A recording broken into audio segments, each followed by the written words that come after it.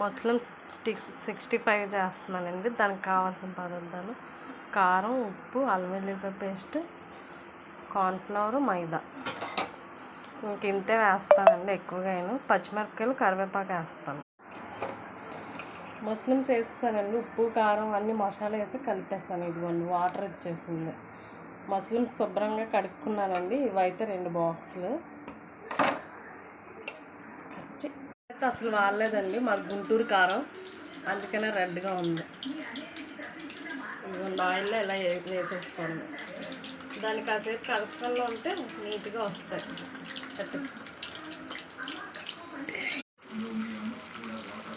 పచ్చిమిరపకాయలు అయితే వేసానండి. ఇప్పుడు కరివేపాకు కూడా వేసుకోండి. వేసా